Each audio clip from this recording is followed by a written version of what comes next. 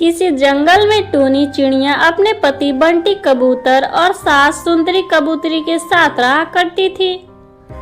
टूनी और बंटी की शादी को कुछ ही समय हुए थे। टूनी, मैं ऑफिस जा रहा हूँ, जल्दी से टिफिन पैक कर दो, मुझे लेट हो रहा है। अभिलाई जी, आप हमेशा जल्दी में ही रहते हैं, अच्छे से जाइएगा।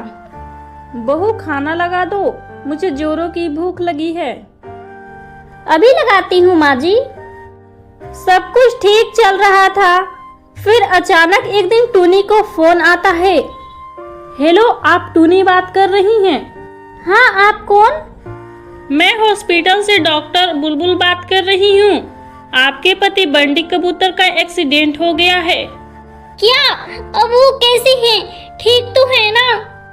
आई एम सॉरी, अब आपके पति इस दुनिया में नहीं रहे। नहीं, ऐसा नहीं हो सकता है, वो मुझे अकेला छोड़कर नहीं जा सकते हैं। क्या हुआ बहू, तुम रो क्यों रही हो? मेरा दिल घबरा रहा है। माँ जी, बंटी जी हमें छोड़कर हमेशा के लिए भगवान के पास चले गए। इतना कहकर टूनी बेहोश हो जाती है। उठो बहू, क्या हो गया तुम्हें? कुछ घंटे बाद टूनी को होश आता है। बहू, तुम्हें होश आ गया? क्या हो गया था तुम्हें? माँ जी, आप सभी के लिए सरप्राइज था। मैं माँ बनने वाली हूँ। यह बात मैं बंटी जी को बताने ही वाली थी। ये सब क्या हो गया माँ जी? एक दिन सुंदरी कबूतरी अपनी बहन गौरी कबूतरी से बात कर रही होती है। दीदी, आपके साथ तो बहुत बुरा हुआ, आपके बुढ़ापे का सहारा छिन गया। क्या करूं बहन, भगवान को यही मंजूर था। दीदी, आप बुरा न मानो तो मैं एक बात कहूं? हाँ कहो, इसमें बुरा मानने वाली कौन सी बात है?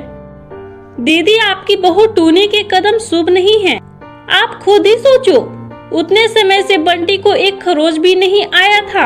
टूनी के कदम पड़ते ही बंटी को अपनी जान से हाथ धोना पड़ा।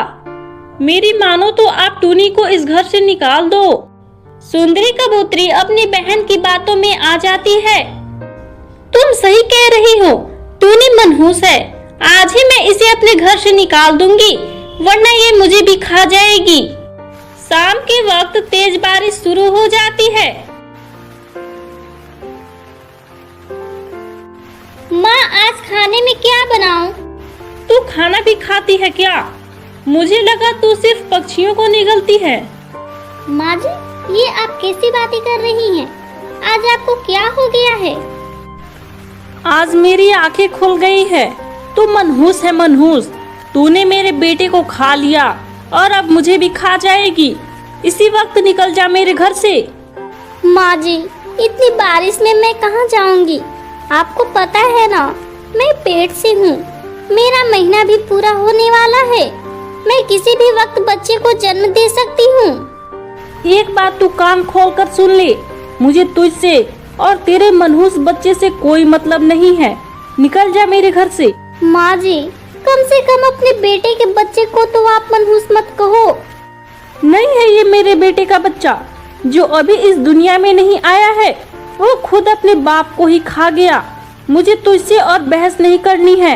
निकल मेरे घर से, जल्दी निकल। माँ जी सुनो तो, इतनी बारिश में मैं कहाँ जाऊंगी? टूनी की सास टूनी की एक नहीं सुनती है, उसे घर से निकाल देती है। टूनी जैसे तैसे उड़कर एक पेड़ पर बैठ जाती है। हे भगवान, आपने मुझे किस पाप की सजा दी है? इतनी बारिश में मैं कहाँ जाऊँ? कोई ठिकाना भी नजर नहीं आ रहा है। टूनी बेहोश होकर नीचे जमीन पर गिर जाती है।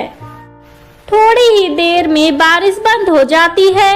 वहीं पास से ही सुनहरी बकरी गुजर रही होती है। तभी उसकी नजर टूनी पर जाती है। अरे, ये तो एक गर्भवती चिड़िया है। लगता है ये बेहोश हो चुकी है। मैं इसे अपने घर ले जाती हूँ। सुनहरी टूनी को अपने घर ले आती है। थोड़ी ही देर में टूनी को होश आ जाता है। ये मैं कहाँ हूँ? कौन हो? तुम डरो नहीं चिड़िया, मैं तुम्हें कुछ नहीं करूँगी। तुम कौन हो और इतनी तेज बारिश में तुम क्या कर रही थी? टूनी अपने बारे में सारी बातें बताती है। टूनी, मुझे तुम्हारी कहानी सुनकर बहुत दुख हुआ। तुम जब तक चाहो मेरे घर में रह सकती हो। मैं यहाँ बिल्कुल अकेली रहती हूँ।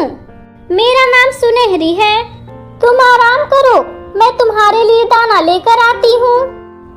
कुछ ही देर में सुनहरी दाना लेकर आ जाती है। अरे तुमने तो अंडे दे दिए, ये लो दाना खा लो।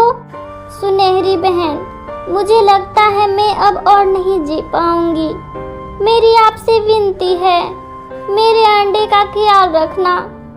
कुछ ही दिनों में अंडे से बच्चा बाहर आ जाएगा। तुम उसे कहना तुम ही उसकी माँ।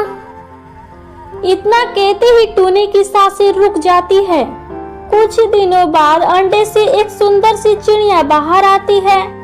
चिड़िया सुनहरी को ही अपनी माँ मानने लगती है। सुनहरी चिड़िया को अपनी बच्ची की तरह प्यार करती। इसी तरह दोनों खुशी खुशी रहने लगती हैं।